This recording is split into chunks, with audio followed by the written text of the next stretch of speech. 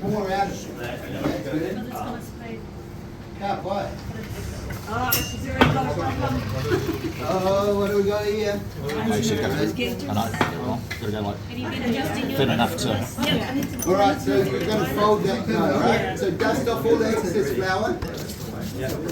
You guys gonna be the role model, eh? Come around. Oh, you guys doing book fold?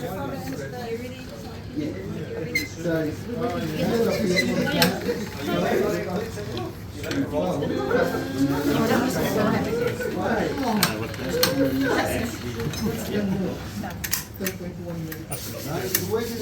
especially when they start getting melted, you might need one holding and one catching and one.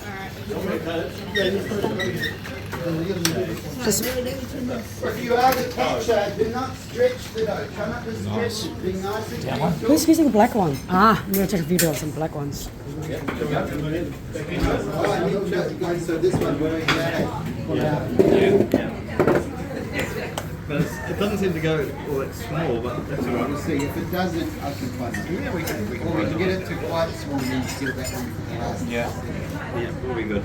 You keep it going. So drop it down. Are you guys good hand models? Nice. No. 3. The good thing with this long, thick layover area. Yeah, and then you can turn it into, you can weave your dumplings. So if you did it, No, I had one person that actually did it.